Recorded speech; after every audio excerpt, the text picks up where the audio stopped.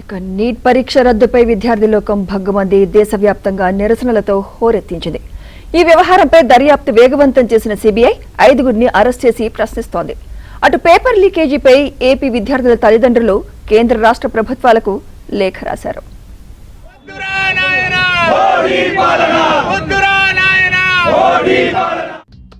Neat paper leak కేసులో CBI వేగంగా దర్యాప్తు చేస్తోంది. జైపూర్కు చెందిన మంగిలాల్, దినేష్తో పాటు ఒకరు, గురుగ్రామ్ నుంచి ఒకరు, నాసిక్లో మరొకరు, మొత్తంగా 5గురిని అరెస్ట్ చేశారు.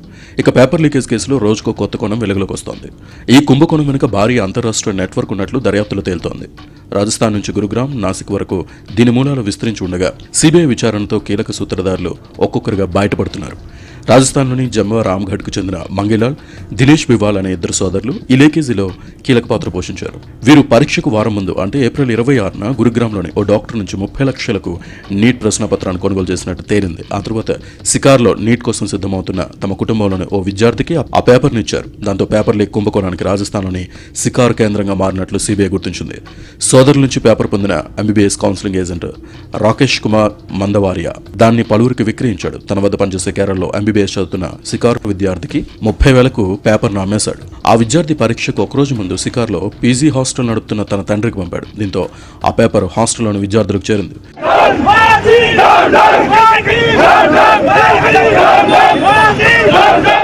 నీట్ పేపర్ లీకేజీకి మూలం నాసిక్లోని ప్రింటింగ్ ప్రెస్ అని, అక్కడి నుంచి ఓ చైన్ నెట్వర్క్ ద్వారా గురుగ్రామ్ డాక్టర్కు చేరినట్లు రాజస్థాన్ పోలీసులు అనుమానిస్తున్నారు.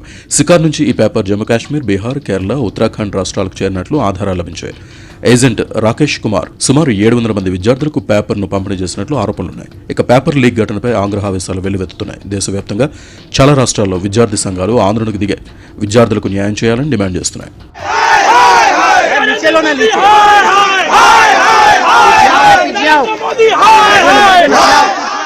In India today, in last 10 years, there are more than 89 paper leaks which has been happened. In the Modi tenure of more than 10 years, 89 papers have been leaked. After the leakage of 89 papers, only 48 papers have been called for re-exam. So if you see that alone, where this country is going, what Modi is doing. మరోవైపు neat పరీక్ష నిర్వహణపై ఏపీలోని విద్యార్థుల తల్లిదండ్రులు కేంద్ర రాష్ట్ర ప్రభుత్వాలకు లేఖ రాశారు. కేంద్ర విద్యాశాఖ మంత్రి ధర్మేంద్ర ప్రధాన్తో పాటు ఏపీ మంత్రి లోకేష్ కూడా ఈ లేఖ కాపీని పంపారు. పరీక్ష రద్దు చేయడంతో వేల మంది విద్యార్థులు మానసికంగా దెబ్బతిన్నారని, తల్లిదండ్రులు కూడా తీవ్ర ఆందోళన చెందుతున్నారని లేఖలో పేర్కొన్నారు. నీట్ పరీక్షల నిర్వహణలో మార్పులు తీసుకురావాల్సిన అవసరం ఉందంటూ సూచించారు. వారు చేసిన సూచనలు, ఆచరణ ఆమోదయోగ్యంగా ఉన్నాయని కళాశాల నిర్వాహకులు సైతం అంగీకరిస్తున్నారు. ఏపీలో 58,000 మంది నీట్ పరీక్ష రాయగా ఒక్కో విద్యార్థి పరీక్షలకు సిద్ధమయ్యేందుకు ఏటా 2 లక్షల నుంచి 5 లక్షల వరకు ఖర్చయిందని గుర్తు చేశారు. అంటే ఏపీలోనే 1,500 కోట్ల నుంచి 3,000 కోట్ల వరకు తల్లిదండ్రులు అప్పులు చేసి మరీ వెచ్చించారని తెలిపారు. వ్యవస్థలో లోపాలతో ఏటా నీట్ నిర్వహణలో ఇబ్బందులు వస్తున్నాయని, మెడికల్ కోచింగ్ మాఫియా, ఎన్డీఏలో ఉన్న కొంతమంది ఉద్యోగులు కుమ్మక్కు కావడంతోనే ఈ పేపర్లు లీక్ అవుతున్నాయని ఆరోపించారు. 3 hours exam అంటే again they have to take 5 hours stress on that day, including various kinds of challenges. మన ట్రావెల్ చేయడానికి వచ్చే ఛాలెంజెస్ ఉంటాయి. అలాగే వాళ్ళ ఫుడ్ షెడ్యూల్స్ ఉంటాయి. అవన్నీ కూడా ఎఫెక్ట్ అవుతాయి. వాళ్ళ హెల్త్ అనేది ఎఫెక్ట్ అవుతుంది. So it is not a good scenario అండి. పర్టికులర్గా మల్టిపుల్ టైమ్స్ క్యాన్సిలేషన్ ఇవాళ మళ్ళీ ప్రిపేర్ అయ్యి రాశారనుకోండి, మళ్ళీ క్యాన్సిలేషన్ అయిందంటే మళ్ళీ where they are going to go and how they feel. Really, it is a challenging for their career as well as for their families also. It is likely to be a big problem, and so it is supposed to be improved. That's what we expect as a parent. చాలా కష్టపడి చదివి పరీక్ష రాశాక రద్దు చేయడంతో ఆవేదన చెందామని విద్యార్థులు అంటున్నారు.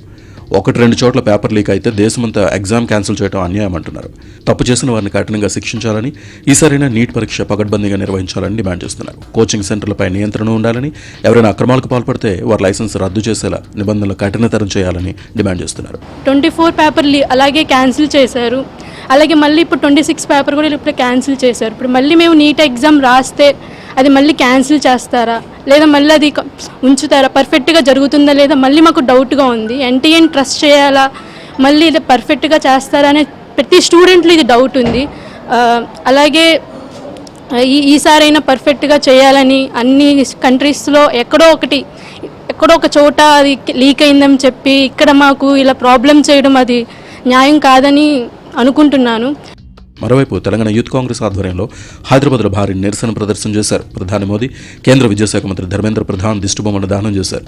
వారిద్దరూ వెంటనే రాజీనామా చేయాలని డిమాండ్ చేశారు. అటు హైదరాబాద్ లోక్ భవన్ బీఆర్ఎస్ శ్రేణులు ముట్టడించాయి. ఖైరతాబాద్ చౌరస్తా నుంచి బీఆర్ఎస్ శ్రేణులు లోక్ భవన్ వైపు వెళ్లేందుకు ప్రయత్నించడంతో పోలీసులు అడ్డుకున్నారు.